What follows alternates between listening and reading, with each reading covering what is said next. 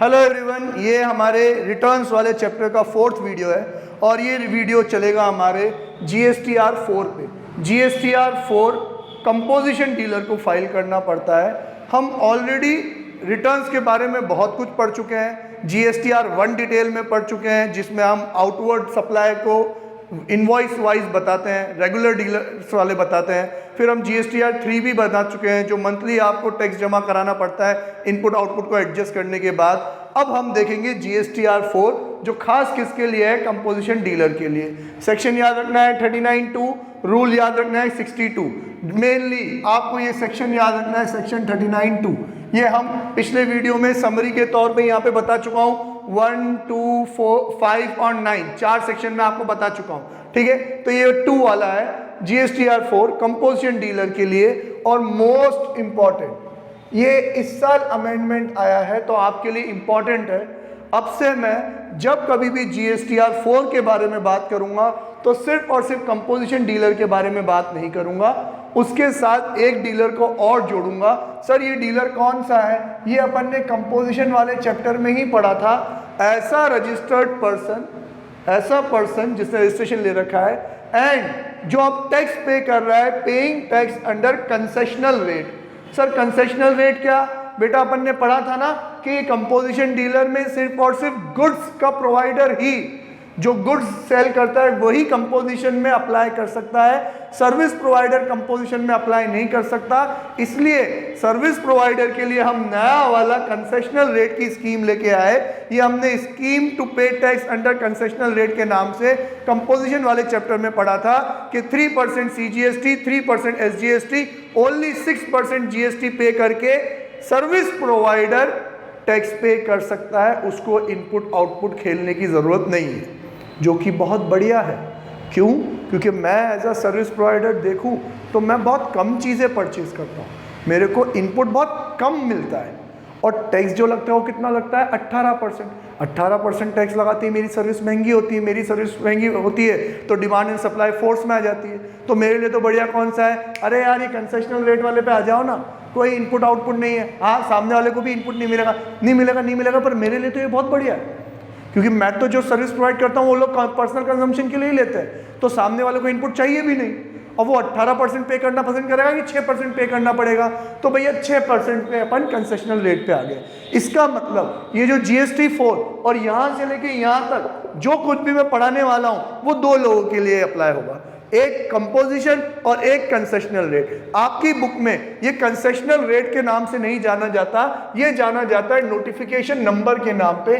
Notification number 2/2019, notification number 2/2019 का दूसरा notification था जो मेरे बर्थडे की डेट पे आया था।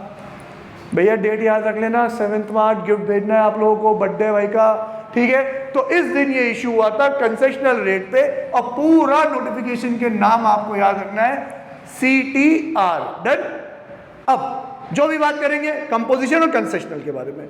सर फ्रीक्वेंसी, ये लो भाई, एनुअली, साल में एक बार फाइल करना है GSTR 4।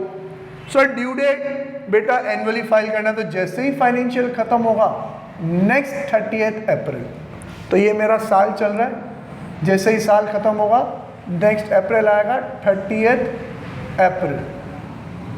30 अप्रैल तक आपको GSTR 4 फाइल कर देना है, मात्र 30 दिन, सिर्फ 30 डेज दिया इन्होंने। Now payment of tax, sir साल भर में एक बार रिटर्न फाइल करना है तो 30 अप्रैल को टैक्स पे करेंगे क्या?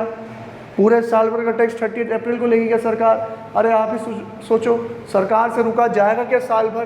क्या आप साल भर बाद टैक्स दो? नहीं। तो टैक्स पे करने के लिए आपसे एक और डॉक्यूमेंट भरवाएगी, payment of tax quarterly basis पे। और ये आपको अब याद रखना है, GST CMP 08, GSTR नहीं, GST कंपोजिशन का CMP 08। ये फॉर्म फिल करो, कितनी आपने आउटवर्ड सप्लाई करी, सिर्फ अमाउंट बता दो। छोटा मोटा ये स्टेट वाइज पूछ लेता है, लेकिन कोई डिटेल में इनवॉइस वाइज डिटेल नहीं देनी होती। इनवॉइस वाइज क्यों नहीं मांगता और आगे मांगेगा क्या, ये अपन बात करने वाले हैं। इनवॉइस वाइज डिटेल नहीं देनी, टोटल जितने की सेल करी है, कंपोजिशन में 1% पे करोगे, कंसेशनल में 6% पे करोगे, तो जितनी भी सेल करी है उसका 1% टैक्स जमा करा दो बस। सिर्फ टैक्स वसूलने के लिए क्वार्टरली रिटर्न होता है। क्वार्टरली होता है कब फाइल करेंगे बेटा, जैसे ही क्वार्टर एंड होगा नेक्स्ट मंथ की 18 तक। तो उन्होंने कहा ड्यू डेट क्या है भैया, 18th of next month from end of quarter. जैसे ही क्वार्टर खत्म होगा अगले महीने की 18 तारीख तक जीएसटी CMP 08 फाइल कर देना, जिसमें आप अपनी आउटवर्ड सप्लाई का टोटल बताओगे, उसके ऊपर 1% जो टैक्स लगेगा वो टैक्स आप पे कर दोगे। कौन सा रहेगा बेटा, सेल्फ असेस्ड बेसिस पे रहेगा। सेल्फ असेस्ड बेसिस पे रहेगा, कौन चेक करने आएगा भैया, तुम ही कैलकुलेट करो, बिल बुक का टोटल देखो। मैं मेरे डीलर को क्या बोलता हूँ, भाई तू कंपोजिशन में है, तुझे मुझे कोई डिटेल भेजने की जरूरत नहीं है, एक काम कर, क्वार्टर तो समझता है ना भैया, अप्रैल मई जून जुलाई अगस्त सितंबर अक्टूबर नवंबर दिसंबर जनवरी फरवरी मार्च। तो अभी कौन सा क्वार्टर बीता, जैसे अभी अप्रैल मई जून बीता, तो एक काम कर, तेरी बिल बुक उठा और एक एक बिल का टोटल कर ले अप्रैल से लेके जून तक, जितना भी टोटल हो मुझे बता, और उसका 1% बैंक में ट्रांसफर कर दे, तेरा खाता में पे कर देता हूँ, तेरा टैक्स में पे कर देता हूँ। सिंपल, कुछ भी नहीं करना, टोटल करना है और टैक्स पे करना है ना। अब आते हैं, ये खत्म हो गया GST CMP 08, ये याद रखना आप लोग भाई, ये एक पार्ट खत्म हुआ। क्या पढ़ा अपन ने कि GSTR 4 किसको फाइल करना है, कंपोजिशन और कंसेशनल।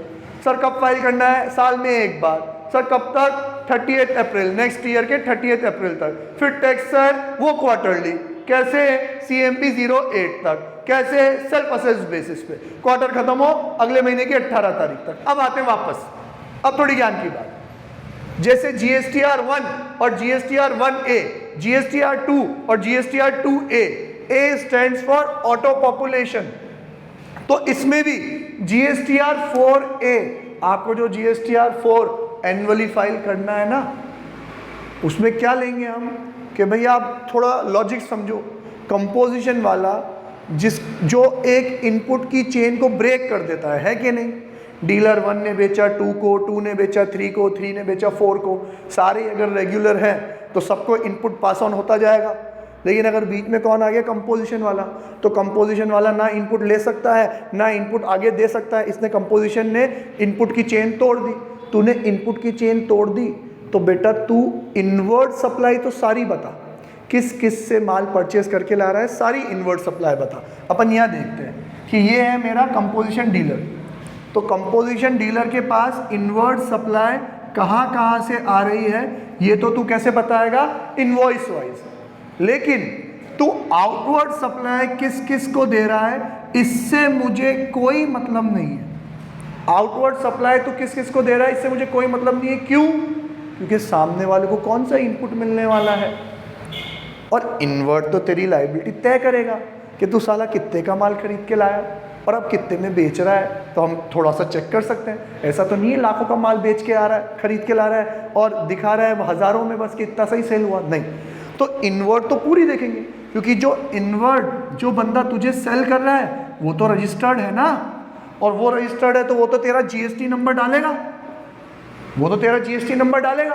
तो उसने जो इनवॉइस वाइज अपने GSTR 1 में तेरा GST नंबर डाला होगा और बताया होगा कि उसने तुझे इतने की सेल करी है, तो ये सारे इनवॉइस तो हम क्या कर लेंगे, 4A में ऑटो पॉपुलेट कर देंगे। क्योंकि भाई साहब तू जितने भी रजिस्टर्ड डीलर से परचेज करके ला रहा है वो सारों ने तेरा GST नंबर डाला होगा, तो जैसे ही तेरा GST नंबर हमें कहीं भी दिखेगा हम उसको पकड़ के ले आएंगे, तेरा GSTR 4 ऑटो पॉपुलेट हो जाएगा। ठीक है, ऑटो पॉपुलेट में सारी इनवर्ट डिटेल अपने आप आ जाएगी। एक्सेप्ट रिजेक्ट कर दे, उसका अधिकार है तेरे पास एक्सेप्ट और रिजेक्ट करने का। अब अपन आगे चलते हैं, क्या भाई कि 4A में ऑटो पॉपुलेट हो जाएगा कि सारी इनवर्ट सप्लाई अपने आप आ जाएगी, बाकी जो रह जाए तो वो GSTR 4 में और डाल देना। 4A में एक्सेप्ट करता जाएगा, वो तेरे 4 में आती जाएगी। 4A यूँ मान लो 4 के पहले की GSTR 4A पहले की विंडो है, इसमें तो एक्सेप्ट करेगा तो ये उठ के 4 में आ जाएगी, रिजेक्ट कर देगा तो चली जाएगी, ये 4 में नहीं आएगी। और अगर तू रह जाता है यार बहुत कम आई, बाकी से भी तो परचेस करके लाया हूँ, या कुछ अनरजिस्टर्ड से भी तो परचेस करके लाया हूँ, या कुछ RCM में भी तो परचेस करके लाया हूँ, वो सारी चीज़ें तू कहाँ डालेगा, GSTR 4 में तू खुद डालेगा। तो अब हम देखेंगे कि GSTR 4 में क्या क्या चीज़ें आएंगी। तो कंटेंट्स ऑफ GSTR 4 कि GSTR 4 में हमें क्या डालना है, इन्वर्ट तो ऑटो पॉपुलेट हो गई, एक्सेप्ट रिजेक्ट कर ले, और क्या डालना है भाई। तो देखो अब ये जो कंटेंट है ना, ये आपकी बुक्स में आ जाओ, आप आपके चार्ट में, मैं भी आता हूँ, क्योंकि बहुत इंपॉर्टेंट है, उससे पढ़ना अपन को।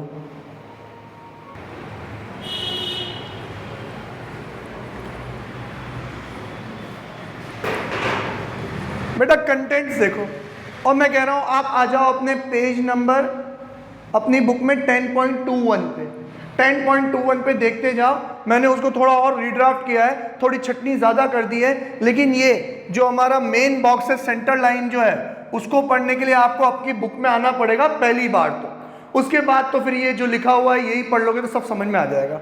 सबसे पहले बेसिक डिटेल, कि बेसिक डिटेल क्या है। भाई साहब आप कौन हो, क्या आपका नाम है, तो आपका जीएसटी नंबर, आप अपनी आईडी से लॉगिन करोगे तो ये बेसिक डिटेल तो अपने आप ही आ जाएगी। आपका जीएसटी नंबर अपने आप आ जाएगा, आपका लीगल नेम अपने आप आ जाएगा, आपका ट्रेड नेम अपने आप आ जाएगा। सर लीगल नेम और ट्रेड नेम में क्या फ़र्क होता है?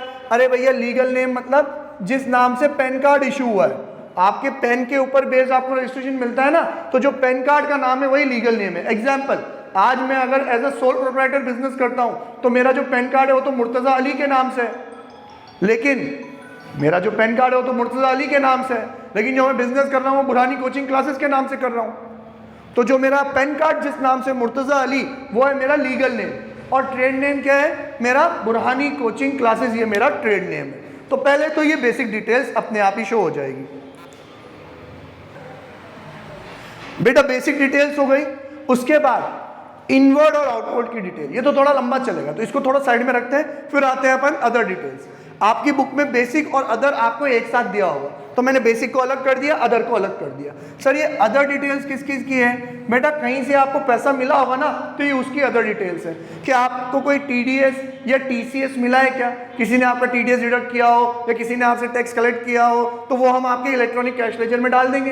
तो ये भी आपको जीएसटीआर 4 में बताना पड़ेगा कि उसने इतना टीडीएस डिडक्ट किया, इसने मुझसे इतना टीडीएस कलेक्ट किया। Then tax, interest, late fees, paid और पेएबल, कि साल भर में जो काम धंधा करा उसके बदले में टैक्स कितना बनता है, मैं लेट हो गया जमा कराने में तो इंटरेस्ट कितना बनता है, मैं फॉर्म फाइल करने में, रिटर्न फाइल करने में लेट हो गया तो लेट फीस कितनी बनती है, तीनों चीज़ बतानी पड़ेगी। इन तीनों में से मैं कितना पे कर चुका और कितना पे करना बाकी है ये भी बताना पड़ेगा। ठीक है, लास्ट, अगर मैंने इलेक्ट्रॉनिक कैश लेजर का कोई रिफंड क्लेम किया है तो वो रिफंड भी बताना है। आप खुद ही सोचो ना यार, ये जो जीएसटीआर 4 है ये एनुअल है, साल भर का लेखा जोखा बताना है, तो सभी बताना पड़ेगा। टीडीएस टीसीएस कहाँ कहाँ आया, भैया टैक्स कितना बनता है, कितना पे कर चुके, कितना पे करना बाकी है, और फिर हमारा रिफंड कितना मैंने क्लेम कर लिया। अब रिफंड में एक खास बात है कि रिफंड सिर्फ इलेक्ट्रॉनिक कैश लेजर का बचाव लिखा हुआ है। Sir electronic credit ledger, 3 ledger होते हैं, क्रेडिट, कैश, लाइबिलिटी। लाइबिलिटी का तो क्या रिफंड छोड़ो, तो पे करनी होती है, कैश और क्रेडिट तो सिर्फ कैश लेजर का ही रिफंड, क्रेडिट का रिफंड। अरे भाई साहब कंपोजिशन है, इसने क्रेडिट की चेन तो क्या कर दी, तोड़ दी, इसको तो कहीं से क्रेडिट मिलता ही नहीं है, क्रेडिट मिलेगा ही नहीं, तो इसके लिए इलेक्ट्रॉनिक क्रेडिट लेजर बनता ही नहीं है कि नहीं भाई साहब? कंपोजिशन डीलर के लिए इलेक्ट्रॉनिक क्रेडिट लेजर बनता ही नहीं है, तो उसका रिफंड का तो सवाल ही नहीं, क्योंकि उसको कहीं से क्रेडिट मिलता ही नहीं है।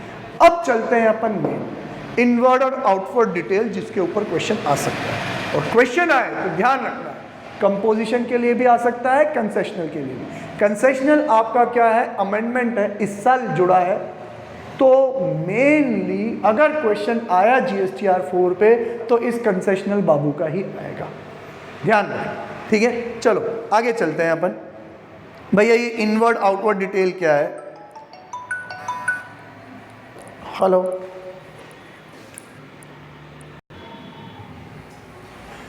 अब बेटा ये इनवर्ड और आउटवर्ड डिटेल तो यार बहुत इजी है याद रखना, याद रखना तो बहुत ही इजी है।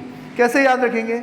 वापस वही बात कि साल भर में एक बार रिटर्न फाइल कर रहे हो तो छोटी छोटी बात सारी बतानी पड़ेगी, एक एक बात। तो इनवर्ड डिटेल तो आप बताओगे इनवॉइस वाइज। इनवर्ड डिटेल कैसे बताओगे? इनवॉइस वाइज, भले ही इंटर हो कि इंट्रा हो, विद इन द स्टेट हो कि आउटसाइड स्टेट हो, आपने टैक्स पे किया हो, इस मतलब फॉरवर्ड चार्ज हो या रिवर्स चार्ज हो, आपने सप्लायर को पे किया हो या गवर्नमेंट को पे किया हो, दोनों चीज़ें आपको इसमें बतानी पड़ेगी।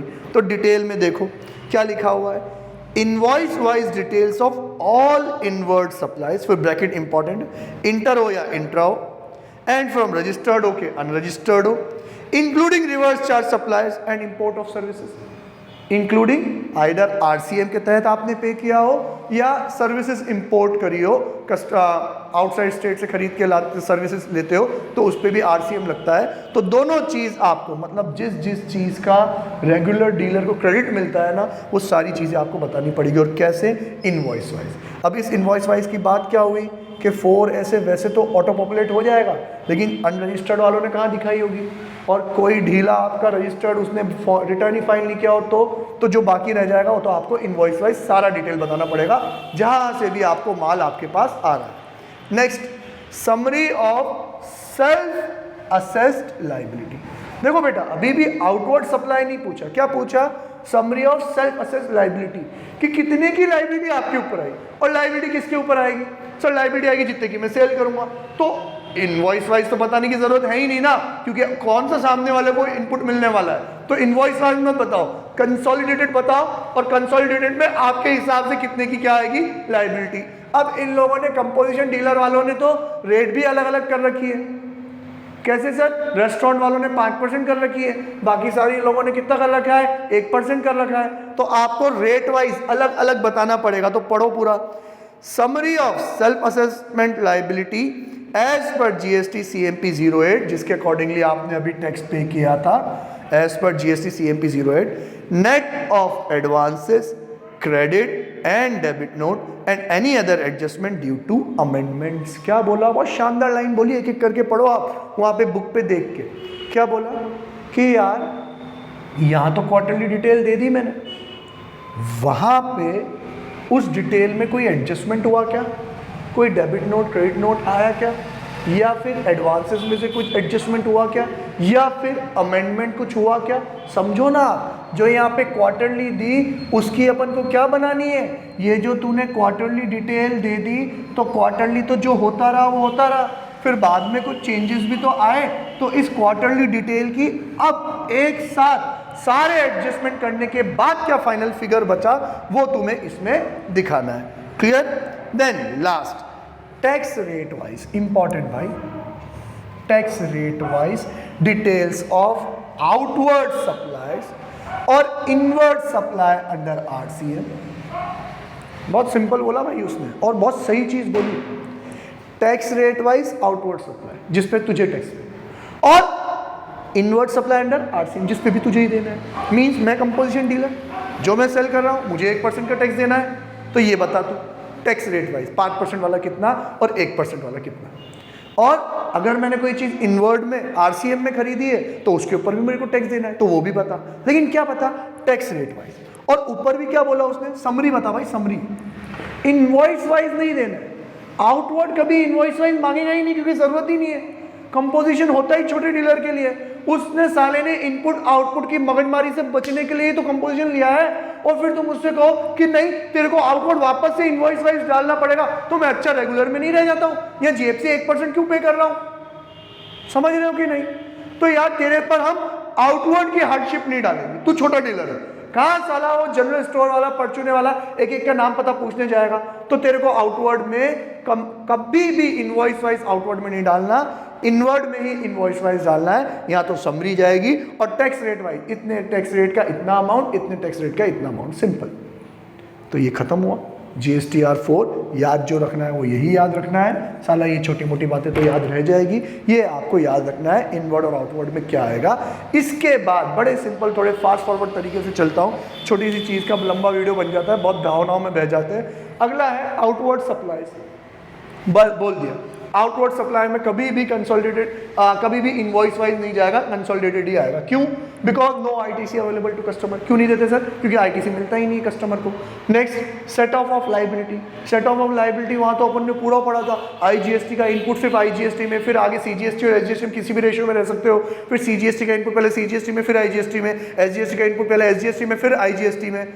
तो वहाँ तो इनपुट का पूरा एडजस्टमेंट सिखाया था। अरे भाई ये तो कंपोजिशन है, इसको इनपुट मिलता ही नहीं है, इनपुट मिलता ही नहीं है तो इसके पास तो इलेक्ट्रॉनिक क्रेडिट लेजर है ही नहीं, सिर्फ क्या है इलेक्ट्रॉनिक कैश लेजर। तो ये जो लायबिलिटी सेट ऑफ करेगा, ये जो टैक्स का पेमेंट करेगा, ये सिर्फ किस में से करेगा, इलेक्ट्रॉनिक कैश लेजर ओनली। जितनी भी लायबिलिटी खुद बताएगा उतना ये बैंक में जमा कराएगा और पे करेगा। No ITC, no electronic credit ledger. ITC है ही नहीं तो इलेक्ट्रॉनिक क्रेडिट लेजर है ही नहीं। डन। अब लास्ट टॉपिक, और लास्ट टॉपिक में साला चार्ट लंबा चौड़ा बनता है लेकिन समझना तो बहुत आसान है। मैं समझा देता हूँ। चार्ट तो मैंने आपकी बुक में से ही कॉपी किया है, सिर्फ इसलिए कॉपी किया है ताकि आपके पास ये एक पेज की पूरी GSTR 4 की समरी आ जाए, इसके सिवा और कुछ पढ़ने की ज़रूरत नहीं है। तो चार्ट क्या कहता है, एक एग्जाम्पल से समझाता हूँ मैं। ये चार्ट है ऐसे लोगों के लिए या तो जो पहले रेगुलर थे अब वो कंपोजिशन में एंटर कर रहे हैं, या फिर वो कंपोजिशन थे अब कंपोजिशन से एग्जिट करके वापस से क्या आ रहे हैं, रेगुलर में आ रहे हैं। समझ रहे हो, पहले रेगुलर में थे फिर कंपोजिशन में आए, फिर कंपोजिशन से वापस या तो एग्जिट कर रहे हैं, कहाँ आ जाएंगे, रेगुलर में। अब कंपोजिशन में आना है तो कंपोजिशन में आने के लिए तो आपको 1 अप्रैल चुनना पड़ेगा, या फिर आप न्यू रजिस्ट्रेशन ले रहे हो। तो न्यू रजिस्ट्रेशन ले रहे हो तो कोई प्रॉब्लम है ही नहीं, जब से आपने रजिस्ट्रेशन लिया तब से आपका जो पीरियड चालू होगा क्वार्टरली GST CMP 08 और साल खत्म होते ही GSTR 4। लेकिन अगर आप रेगुलर से कंपोजिशन में जा रहे हो तो आपको फाइनेंशियल ईयर स्टार्ट होने के पहले ही ऑप्ट करना पड़ेगा। फाइनेंशियल ईयर स्टार्ट होने के पहले आप ऑप्ट करते हो तो ये रहा आपका फाइनेंशियल ईयर।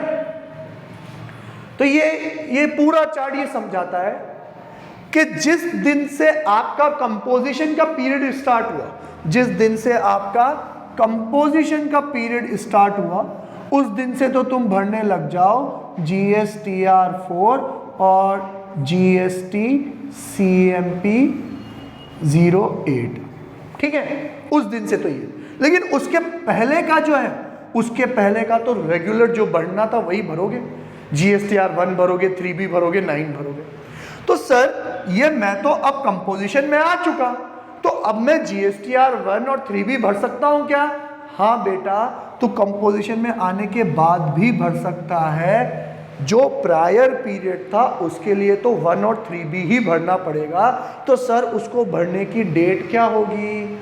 वही पुरानी घिसी-पिटी डेट होगी कि आप मैक्स टू मैक्स कब तक अमेंड कर सकते हो। अपन ने पढ़ा था ना कि मैक्स टू मैक्स अगर मुझे कोई डिटेल अमेंड करनी हो तो कब तक कर सकता हूँ? जिस साल में मैं कंपोजिशन में आया उसके नेक्स्ट फाइनेंशियल ईयर, मतलब जिस पीरियड का आपको 3B1 भरना है उसके नेक्स्ट फाइनेंशियल ईयर के सितंबर महीने के रिटर्न की जो ड्यू डेट होगी। बेटा ये जब भी डेट वेट की लाइन पढ़ो ना तो हमेशा उल्टा पढ़ना, इंग्लिश में समझ में आ जाएगा। नेक्स्ट फाइनेंशियल ईयर के सितंबर के रिटर्न फाइल करने की जो ड्यू डेट होगी ना, तब तक आपको ये 3B और 1 प्रायर पीरियड का भर देना है। ठीक है, और या तो फिर furnishing of annual return. Sir annual return file करने का टाइम कितना होता है? तो आपको पता है एनुअल रिटर्न फाइल करने का, जैसे मान लो ये वाला साल था आपका जिसमें आप क्या थे, रेगुलर थे। ये वाला टाइम पीरियड था आपका जिसमें आप क्या थे, रेगुलर थे। तो अब ये साल खत्म हो गया ना, तो इस साल का जो 1 एंड 3B है वो आपको कब तक फाइल करना है? नेक्स्ट ईयर का जो सितंबर है उसका जो रिटर्न फाइल करोगे आप 28 अक्टूबर या 10 अक्टूबर तक, तब तक। या फिर आपके पास एनुअल रिटर्न फाइल करने का तो 31 दिसंबर तक है, एनुअल रिटर्न तो 31 दिसंबर तक आएगा। लेकिन अगर आपने एनुअल रिटर्न अभी बीच में ही कहीं फाइल कर दिया तो वो आखिरी डेट होगी इनका 1 और 3B फाइल करने की। और ये ड्यू डेट्स मैं आपको ऑलरेडी अमेंडमेंट के लिए अच्छे से समझा चुका हूँ, तो होप आपको जल्दी समझ में आ गया होगा। नहीं समझ में आया तो ये चार्ट अच्छे से पढ़ना। अब अगला पढ़ते हैं अपन। ये तो भाई साहब ने क्या करा, रेगुलर से कंपोजिशन में आ गए, मतलब इन्होंने तो ऑप्ट कर लिया। ऑप्ट कर लिया तो ये रेगुलर भाई साहब 3B 1 और 9 भरेंगे। कब तक भरेंगे भाई? ड्यू डेट क्या है उसकी ड्यू डेट, या फिर मैं कहूँ लास्ट डेट। लास्ट डेट कब तक इनको 1 और 3B फाइल करना है? 9 तो अपने आप में ही एनुअल रिटर्न होता है तो इसको तो हटा दो। 1 और 3B कब तक फाइल करना है भैया? अगले साल के सितंबर की ड्यू डेट तक, या फिर एक्चुअल एनुअल रिटर्न तक। Furnishing of actual annual return which ever is earlier, आपको ये 3B और 1 जो प्रायर पीरियड है उसका। अब आप कंपोजिशन में आ गए। अब आप कंपोजिशन से एग्जिट कर रहे हो, एग्जिट करने के लिए कोई डेट नहीं होती, एग्जिट तो मैं जब मर्जी पड़े तब कर सकता हूँ। टर्नओवर हाई हो गया या अब मेरे को बेनिफिट नहीं लग रहा है तो मैं जब मर्जी चाहूँ कंपोजिशन से रेगुलर में आ सकता हूँ। तो जिस दिन अब मैं रेगुलर आया तो उसके जो पहले वाला पीरियड जिसमें मैं कंपोजिशन में था, उस कंपोजिशन वाले पीरियड का रिटर्न मुझे कब तक फाइल करना है? बड़ा ही सिंपल है, बड़ा ही सिंपल है। जिस दिन तुम आए उस दिन, जिस दिन तुम बाहर निकले कंपोजिशन से, जिस दिन तुम बाहर निकले वो पीरियड जो है उस पीरियड का GSTR 4 और उस पीरियड का GST CNP 08 सेम चलेंगे जैसे चलने चाहिए। कि भैया CNP 08 क्वार्टरली होता है, तो जिस क्वार्टर में आप बाहर निकले उस क्वार्टर के एंड के अगले महीने की 18 तारीख जो उसकी ड्यू डेट होती है, मतलब ये समझ लो आप बाहर निकले ही नहीं, जिस क्वार्टर में बाहर निकले वो क्वार्टर खत्म होते ही अगले महीने की 18 तारीख तक CNP 08। और सर 4 का जो टाइम पीरियड चल रहा है वही जिस फाइनेंशियल ईयर में बाहर निकले उस फाइनेंशियल ईयर का GSTR 4 आपको अगले 30 अप्रैल तक। तो CNP 08 18th day of next month of quarter, same वही, in which dealer opt out from composition, and then GSTR 4 30th April of next financial year, जिस फाइनेंशियल ईयर में आप बाहर निकले उसके 30th April, financial year in which dealer opt out from composition. Sir next financial year कौन से financial year का? Next financial year of financial year in which dealer opt out from composition. मतलब आप साधारण भाषा में ये समझ लो कि ये लो भाई साहब, मैं एग्जिट वाला एग्जाम्पल लेता हूं, आपको सब समझ में आने लग जाएगा कि ये भाई साहब कंपोजिशन में चल रहे थे, ठीक है, अपन एग्जाम्पल भी ले लेते हैं। कंपोजिशन में चल रहे थे, एग्जाम्पल लेते हैं, मान लो 9 दिसंबर 2019, ये 9 दिसंबर 2019 को कंपोजिशन से बाहर निकल गए। कंपोजिशन से बाहर निकल गए तो कौन से वाले क्वार्टर में बाहर निकले भैया? सर दिसंबर 19 वाले क्वार्टर में बाहर निकले। तो दिसंबर 19 के बाद 18 जनवरी को इनको क्या फाइल करना है? CNP 08, है ना। और सर कौन सा साल चल रहा था? सर साल चल रहा था 1920। तो यहाँ से लेके यहाँ तक का जो डेटा है उसका आपको ब्यौरा कब देना है? 2021 के 30 अप्रैल 2020 तक, है कि नहीं। और सर फिर ये तो सिर्फ 9 दिसंबर तक का डेटा मुझे इन तारीख तक बताना है, उसके बाद फिर 9 दिसंबर के बाद पूरा दिसंबर हुआ तब तो मैं रेगुलर में हूँ। हाँ तो बेटा तेरे को 9 दिसंबर से लेके कि 31 दिसंबर तक का तेरे को GSTR 3B भी फाइल करना पड़ेगा, GSTR 1 भी फाइल करना पड़ेगा। इट मीन्स 9 दिसंबर तक तो CNP 08 और 30 अप्रैल तक GSTR 4 फाइल कर, फिर 9 के बाद 10th से लेके कि तू 31 तक का जो रेगुलर का स्कीम चलता है GSTR 3B और GSTR 1 वो भी फाइल कर। समझ में आया? इसी के साथ हमारा ये पूरा GSTR 4 कंप्लीट होता है। ज़्यादा कुछ याद रखने की ज़रूरत नहीं है, इसमें सिर्फ ये याद रखना है कौन भरता है। एनुअल भरते हैं 30 अप्रैल तक, टैक्स क्वार्टरली पे करते हैं 18 नेक्स्ट क्वार्टर एंड होते ही नेक्स्ट 18 तक, ठीक है। फिर ये डॉक्यूमेंट्स मैं रिवाइज नहीं करा सकता छोटे से, उसमें 4A ऑटो पॉपुलेट हो जाता है, उसके बाद इनवर्ट की इनवॉइस वाइज, आउटवर्ड की कंसोलिडेटेड, इतना याद रख लो। इसके बाद सर इलेक्ट्रॉनिक कैश लेजर होता है, इलेक्ट्रॉनिक क्रेडिट लेजर नहीं होता। आउटवर्ड सप्लाई में कंसोलिडेटेड दे देते हैं क्योंकि सामने वालों को कौन सा इनपुट मिलने वाला है जो इनवॉइस वाइज दें। फिर उसके बाद सर रेगुलर से कंपोजिशन में जाए, कंपोजिशन से रेगुलर में आए, दोनों रिक्वायरमेंट्स पूरी करनी पड़ेगी। जब तक तू रेगुलर था तब तक रेगुलर की रिक्वायरमेंट पूरी करनी पड़ेगी, फिर तू कंपोजिशन में आया कंपोजिशन की रिक्वायरमेंट पूरी करनी पड़ेगी। अब तू कंपोजिशन से रेगुलर में आ रहा है तो जब तक कंपोजिशन में तब तक कंपोजिशन की रिक्वायरमेंट जो ड्यू डेट होती थी वही ड्यू डेट रहेगी, और फिर उसके बाद रेगुलर की रिक्वायरमेंट जो जैसा चल रहा है वैसा चलने होगा। ये मेरी समरी हो गई। अब अपन कल मिलेंगे GSTR 5 के साथ। Bye tata, see you.